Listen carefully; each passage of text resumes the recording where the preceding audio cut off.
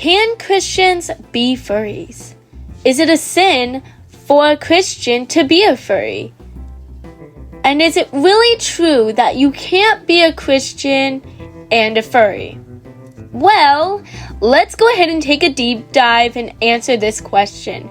The short answer is yes, Christians can be furries. To explain my yes, I first want to start out by explaining what a furry is. What is the definition of a furry? And according to Google, more like Wikipedia, a furry is a person with an interest in anthropomorphic animals. That's the first thing to pop up on Google, and as someone who is a part of the fandom, I'd say the definition is pretty accurate.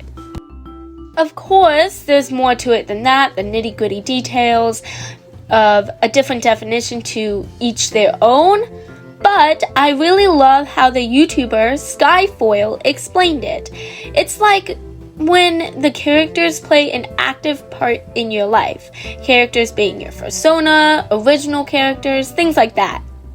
It does not specifically say in the Bible that you can't be a furry.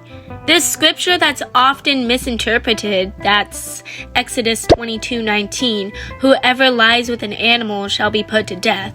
This verse is referring to zoophiles and bestiality, not furries. Although furries often get sexualized a lot, and there's a huge part of the fandom that's very sexual. Furries themselves, though, are not sexual, and it's only sexual if you make it sexual. Furries are just anthropomorphic animals. What does that mean exactly? Animals with human characteristics. For example, Disney profits off of this. Minnie, Mickey, Judy, and Nick Hops from Zootopia. Wait, Nick Hops? No, Judy Hops and Nick from Zootopia. And there's many more characters I can bring up. The fandom is huge, and because it's so huge, furries stand out to children, but also the fandom is great for Christians. Children love animals. Animals are fluffy, cute, and just a beautiful part of God's creation children can enjoy. The furry fandom gives Christians the opportunity to share the gospel. And not just that, it gives people the chance to express their creativity God gave them to honor Him with their gifts and talents. We're all given spiritual gifts. It says in 1 Peter 4:10, each of you should use whatever gift you have received to serve others, as faithful stewards of God's grace in its various forms. Remember, with every decision that you make, seek God's counsel. There are so many amazing Christian furries that I recommend. If you want to research more about this topic and feeling called to ministry, I ask you to pray about it. Once again, seek God's counsel. I can't express that enough. And I'm not the only Christian furry. There's so many Christian furries. And I'm not the only one who explained this topic. And I recommend watching some other videos after you watch this one. Some great videos that I recommend you watching is Manedbento's video.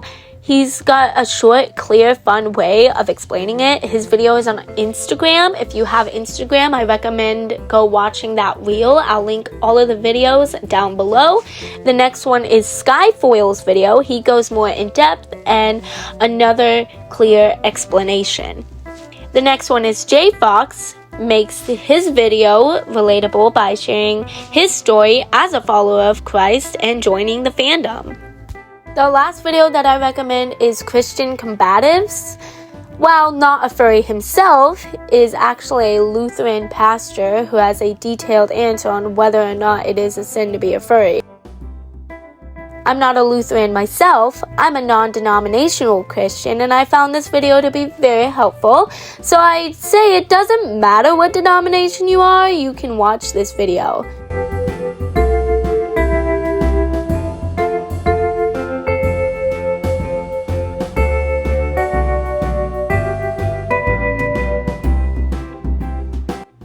I really hope that you all enjoyed this video. Make sure to hit the big subscribe button, and I'll see you all in the next one.